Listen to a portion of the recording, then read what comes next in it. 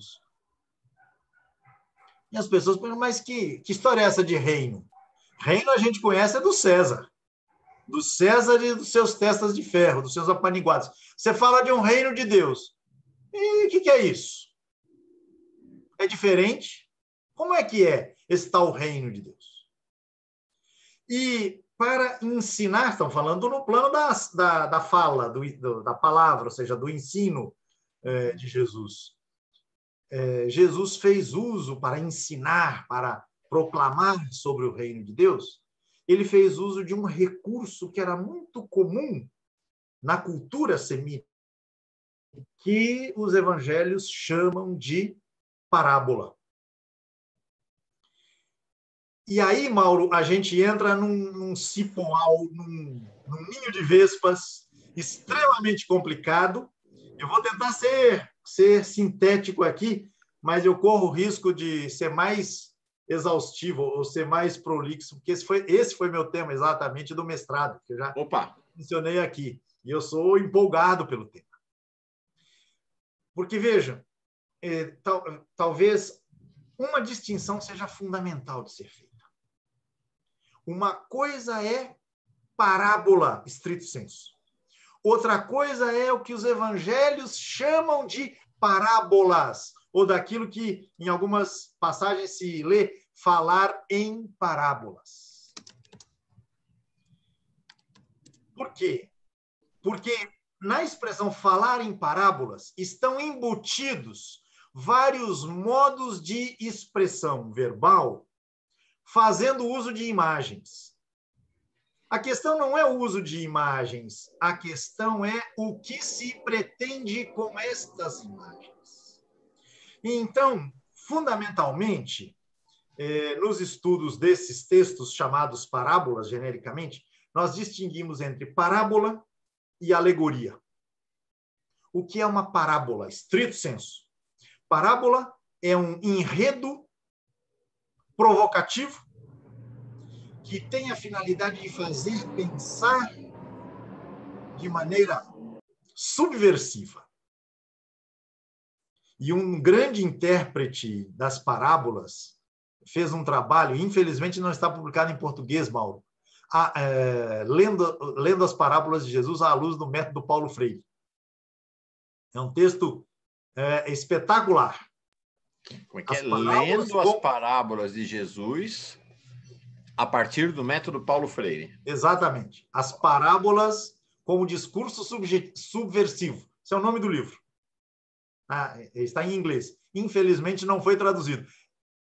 Parênteses, né? Lastimável, né? Que Paulo Freire inspire leituras assim, encarnadas do texto bíblico lá fora, e isso não repercuta aqui. Enfim, no Brasil bolsonariano é fácil entender por quê. Mas, enfim, vamos adiante. Parábola é um enredo surpreendente, por isso eu estou falando de subversão. É um enredo que chama a atenção, e ao chamar a atenção por algum elemento inusitado, faz pensar. Alegoria é outra coisa. Alegoria, na verdade, significa isso, dizer outra coisa. Alegoria significa isso, dizer outra coisa. Eu conto uma historinha, construo uma narrativa, mas essa narrativa tem um outro propósito. Então, eu vou dar um exemplo aqui. Uma das parábolas, estrito sensu. Um homem descia de Jerusalém a Jericó, caiu nas mãos de assaltantes que o espancaram, roubaram-lhe tudo e o deixaram quase morto. Passou por ali um sacerdote, viu, foi adiante. Passou por ali um levita, viu, foi adiante. Passou por ali um samaritano. Algum judeu que estivesse ouvindo, talvez imaginasse, acabou de matar o fulano. Porque, afinal de contas, judeu e samaritano não se bicam. Não se bicam. Um samaritano passou por ali, acabou de matá-lo. Não. Foi exatamente ele que se encheu de compaixão. Enfim, a gente conhece a história. A surpresa está aí. onde você esperaria que o enredo apontasse numa direção, ele aponta uma outra possibilidade, uma possibilidade inesperada. E esse desvio da expectativa faz pensar.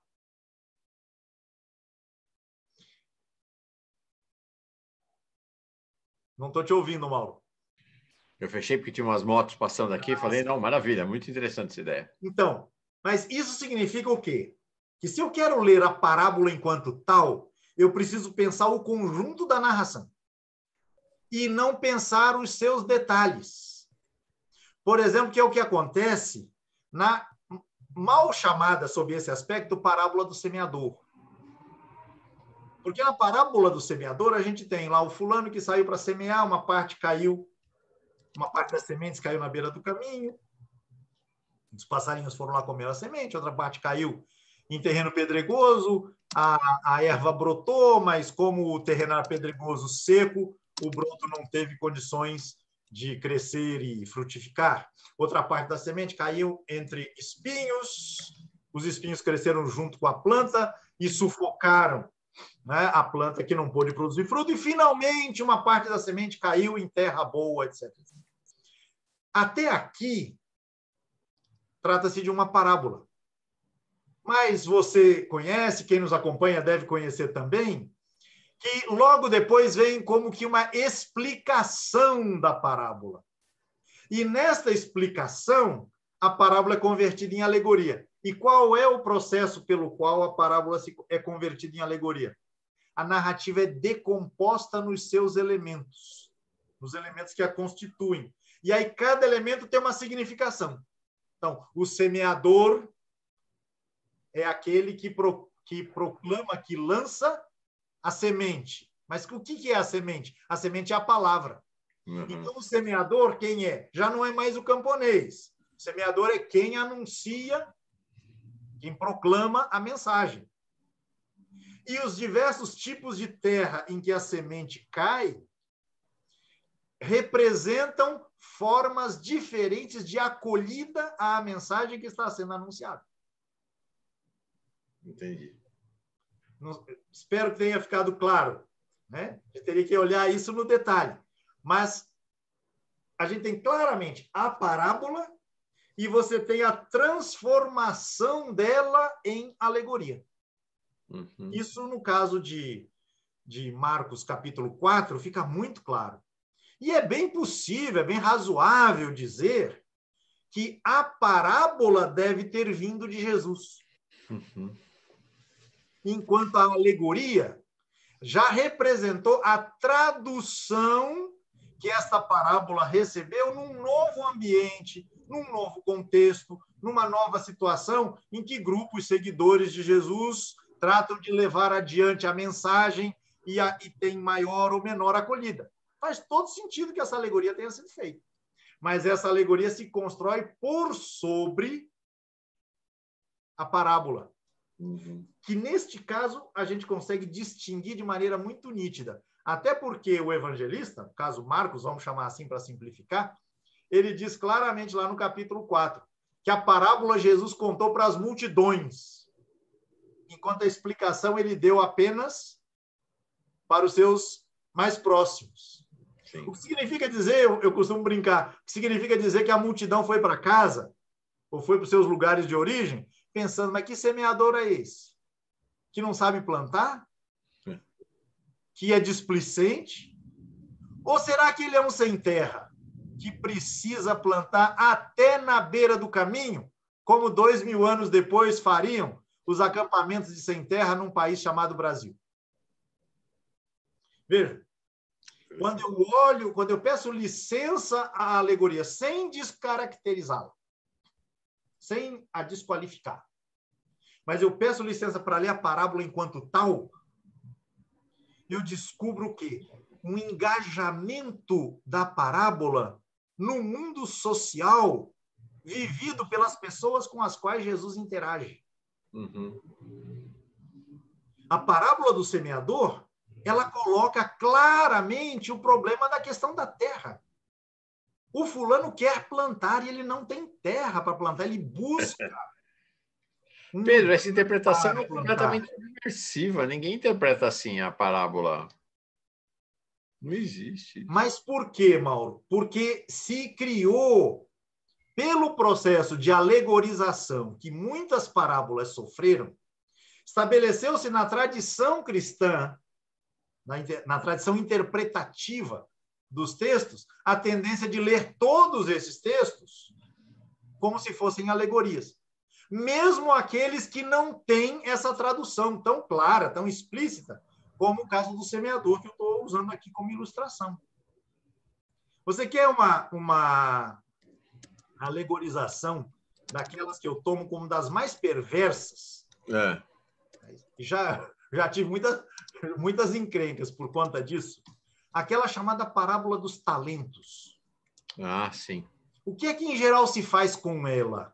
Um homem que tinha uma fortuna imensa, porque ele entrega 5 talentos para um, 2 talentos para outro, e um talento correspondia, agora de cabeça eu não tenho a referência, correspondia a um volume gigantesco de riqueza. Um camponês nunca conseguiria juntar meio talento, nem que vivesse a vida toda sem comer, sem utilizar os seus parcos recursos, não juntaria nunca. E aí este senhor entrega 5 para um, 2 para outro e um para um terceiro servo. Então, relação senhor-escravo aí muito claramente estabelecida. E ele ordena que esses escravos façam os seus talentos render. E aí depois ele viaja, e depois que ele volta, né, ele pede contas dos seus escravos, e o cara que recebeu 5... diz aqui, olha, senhor, eu trabalhei, eu era do Brasil do Temer, sem hora extra, sem nada, viva a reforma trabalhista, trabalhei o tempo todo, consegui mudar de 5 para 10, aumentar o seu capital em 100%. Aqui, Pedro, estou vendo aqui. O talento no tempo do Novo Testamento pesava 58 quilos de ouro. É um negócio absurdo, uma fortuna incomensurável. Sim, e há um cálculo também que fala de quanto alguém que recebia o valor de uma diária de trabalho, um denário, quanto é que precisaria juntar para chegar a um talento. É uma conta de milhares. Sim. Eu não vou fazer essa conta aqui agora. Mas, enfim, o cara de 5 talentos conseguiu fazer render 100%, o outro que recebeu 2 conseguiu fazer render outros 2. Aí chega, Mauro, aquele escravo que tinha recebido um talento só, e ele diz assim: Senhor, eu sei que tu és um homem severo, que colhe onde não plantou e recolhe onde não semeou. Por isso tive medo e escondi o seu dinheiro. Aqui o senhor tem o que é seu. Ponto. E o senhor, furioso, responde: escravo mau, rebelde. Você sabe que eu sou isso mesmo. Eu colho onde eu não plantei. Eu recolho onde eu não semeei. Pois você tinha que ter aplicado nos bancos. O que é que se faz com essa parábola, em geral, Mauro? Você sabe disso, tanto quanto eu. Esse homem vira Deus.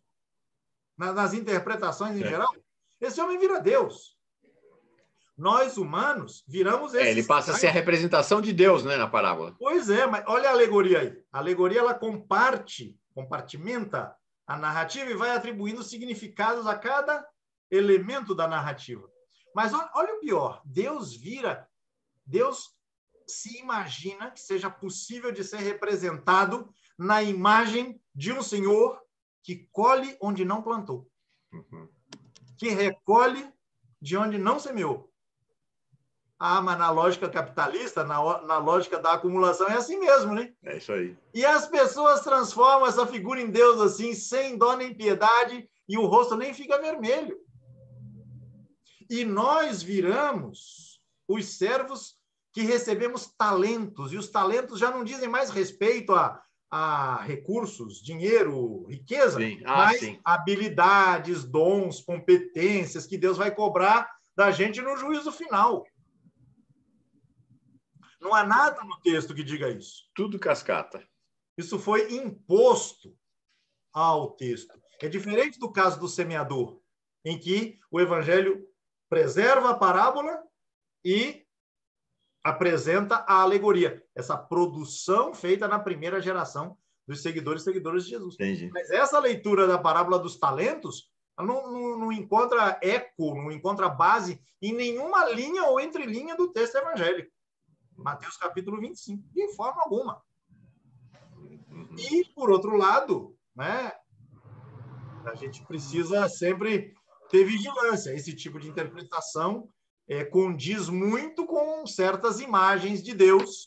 Sim. Onipotente, cruel, vingativo e associado aos poderes dominantes. Uhum. Poderes de gente que colhe onde não plantou, que recolhe onde não semeou. Então, a tendência a interpretar alegoricamente as parábolas, mesmo onde essa alegorização não aparece nos evangelhos, né, acabou sendo a dominante. E, por isso, esse potencial das parábolas, em boa parte, ele ficou perdido. Uhum. Pense, por exemplo, Mauro, vou pegar um outro exemplo aqui. E, ó, estou indo longe. Vamos lá. Há uma parábola que é uma linha no Evangelho. O reino de Deus é como uma mulher que pegou uma medida de fermento e a colocou na massa e trabalhou sobre ela até que tudo ficasse fermentado. Aí, o que se fala em geral? Uhum. O que se fala em geral? Basicamente, se diz, Jesus está querendo dizer que nós, né, as pessoas que o seguem, tem que ser fermento na massa. E massa são as pessoas, né? Aí se associa a massa do pão com a massa. Pessoas, multidões. Isso é alegoria, de novo. Uhum. Nós uma coisa, a massa outra coisa, né? O fermento uma coisa, a massa outra coisa. Se eu leio o enredo no seu todo, eu sou remetido, sabe a quê? Não. Eu sou remetido a um barbudo do século XIX, judeu, que dizia que a gente tem que prestar atenção não ao produto que aparece na vitrine, estou atualizando aqui a linguagem do barbudo, mas a gente precisa pensar no processo de produção daquele bem. Entendi. Quais são as condições de trabalho que fazem aquele bem ser produzido e disponibilizado para a utilização e consumo das pessoas. E no caso do pão, o que está em jogo é o trabalho de uma mulher anônima que maneja um símbolo de impureza, que é o fermento. O fermento, por ele ser associado à podridão, né? Como é que se fazia fermento? Né? Se deixava o miolo do pão apodrecer. Né? O fermento cheira mal. Né? O pão consagrado lá dos antigos hebreus era o pão sem fermento. Aqui não, aqui ele é parte integrante do processo. Né? Então, há uma passagem do Evangelho em que Jesus fala: cuidado com o fermento dos fariseus, dos seguidores de Herodes. Sim. Veneno. Então, dois elementos que estão associados àquilo que se despreza. Né? A mulher na sociedade patriarcal, o fermento, né, por sua associação à podridão. Sim. Pois é, só que ninguém fica sem o trabalho da mulher e sem a função exercida pelo fermento. Todo mundo quer o pão que sai do forno, que sai quentinho, que sai macio para ser consumido. Pois é, Jesus, em vez de dizer o reino do céu é como o pão gostoso que a gente come, não, o reino do céu é como uma mulher que maneja uma quantidade de fermento na massa e trabalha sobre ela até que tudo fique fermentado. Ou seja, você tem um deslocamento, né, de uma cena para outra, da vitrine para a cozinha. Uhum. Né? Da vitrine bonita à cozinha ignorada, esquecida, deixada de lado, ignorada, mas indispensável. Então, as parábolas, elas têm esse potencial de questionar situações da vida cotidiana de um modo que o processo posterior acabou fazendo com que se perdesse na sua mordência maior. Uhum. E me parece que é fundamental que a gente recupere isso. Sim. A gente recupere. A parábola do semeador, meu Deus, num Brasil em que você tem um movimento de trabalhadores e trabalhadoras sem terra, a parábola, aquela chamada dos trabalhadores na vinha, Sim. das pessoas que vão para a praça da cidade, feito boias frias, esperando serem contratadas. E recebem todas o mesmo denário no fim do dia. Por quê? Porque a lógica não é aquela de retribuir pelo trabalho feito, mas é que a pessoa tem aquilo de que ela necessita.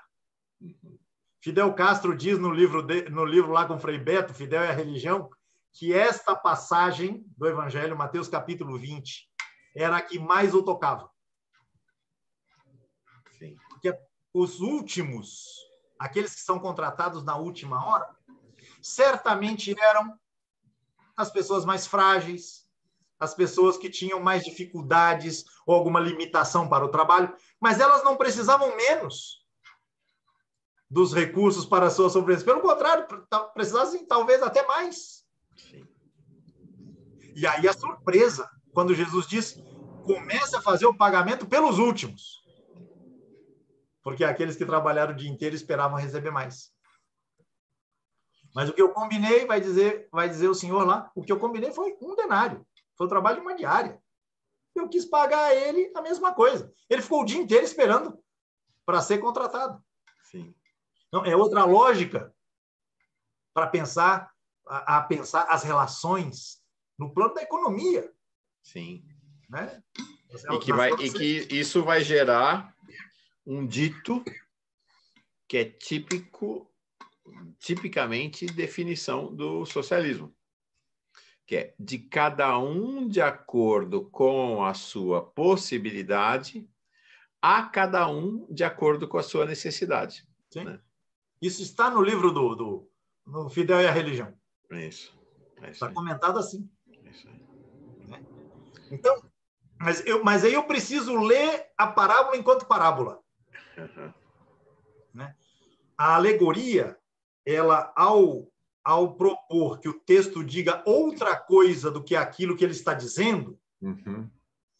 ela abre a brecha para que você faça o texto dizer qualquer coisa. Claro. Porque a chave está na mão do interpretador, e ao longo da história, a chave da interpretação ficou na mão da hierarquia da igreja, né? Pois é, exatamente. Ou dos pastores, enfim, das hierarquias. Exatamente. E aí, você congela a interpretação e esquece o texto. Isso. Então, recuperar a parábola é crucial. É crucial, né, no entendimento do que foi a ação de Jesus por meio de palavras.